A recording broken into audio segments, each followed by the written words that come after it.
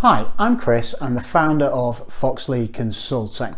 We're a business committed to sharing the skills of influence and commercial excellence with everybody, not just a chosen few.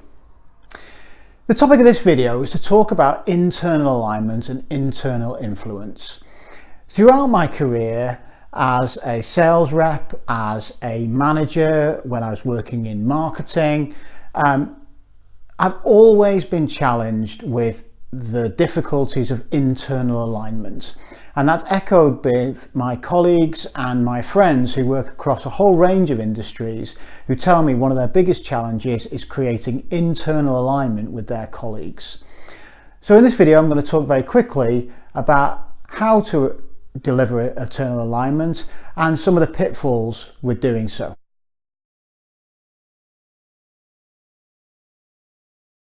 Now, one of the challenges of organising internal alignment with people is the difficulty of understanding the relationship that you have. You all work in the same business, and therefore the relationship that you have is an ongoing relationship. There is a dependency between you that is either transient for a period of 2 or 3 or 4 years while you work in the same team or on the same project, or whether it's strategic because this is a department with whom you will have an ongoing relationship throughout the life of your business. That could include something like a finance function, a supply chain function. In my case, I worked on a number of joint venture projects where we did marketing and sales agreements with other companies to sell the same products. Those were very long-term agreements, and the challenge there was that they were not just internal alignments, there was also alignments across a joint venture partner with people who were selling the same products as you but working for a different company. You had to produce a team feeling without actually working in the same team, or without having the same reporting lines or the same business priorities. This is the challenge, and the problem that people have is that they often rely on influence strategies that are not appropriate for the type of relationships that they have.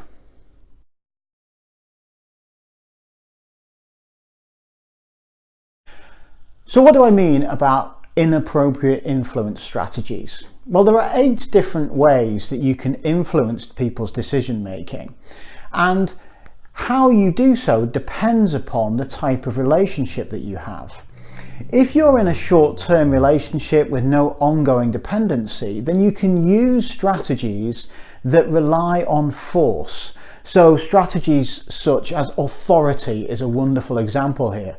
Authority is when you get somebody who is a senior person or is an expert in a topic to tell the other party what they have to do. It could be you, or it could be an escalation to your manager.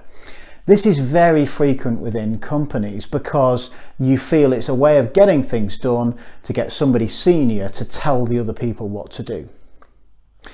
The problem is how they feel as a result of what you've done. They feel that you have gone above their heads and maybe used too much force to get them to do what you want. If you're trying to build trust with somebody, forcing them to do so using authority doesn't leave them feeling good. And therefore, if you rely on this as a strategy to get things done, not only will it damage trust in the relationship with the people you're meeting, but also it undermines your authority because you're forever going to somebody else to make things happen. It causes you a problem.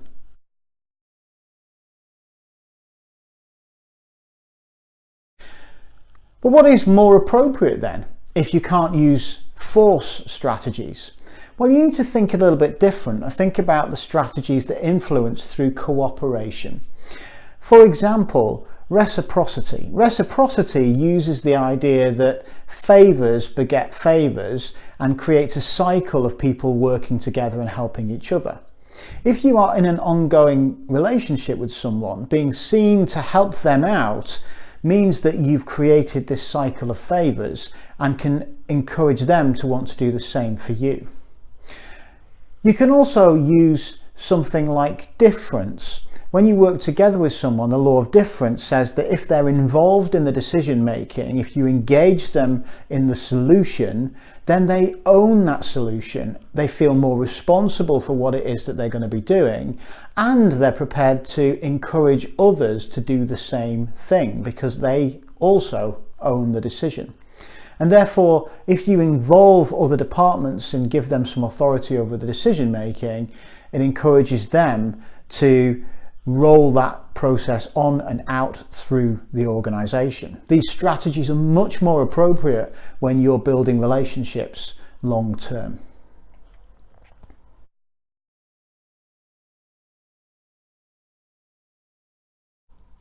And the final thing I want to talk about is the idea of cultural differences. If you work in an organisation where you're required to work across European boundaries or global boundaries, one of the challenges you have is the cultural layer of decision making that affects people's relationships. For example, how people respond to receiving information can be quite different across the world. Some people like to hear a case study first to give them an example about how things are going to be done, and after that hear the story about the evidence and the reasoning that went into your recommendation. At the other end of the spectrum, some people prefer to hear the logic, the reasoning and the evidence before they hear your case study. And this can very much change how you might communicate the same messages to different markets in different parts of the world.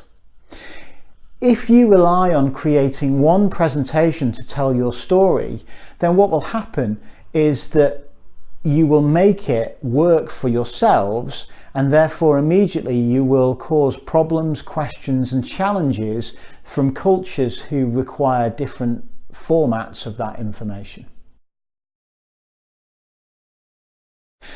So when you're thinking about relationships and influence internally, think about 3 steps.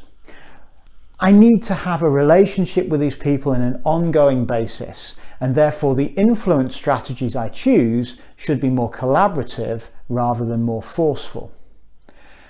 Once I've decided that that's going to be collaborative, I need to identify how I'm going to use the influence strategies. What details am I going to put together and how am I going to communicate with them? And then of course you need to think about the culture of the people that you're talking to. How do they want to receive the information that you're sending? All of these factors will affect your plans and your strategies.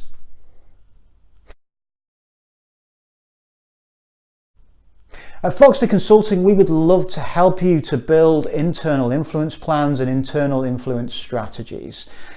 If you'd like to learn more about what we do, go to the website foxleyconsulting.com or send us an email at contact@foxleyconsulting.com.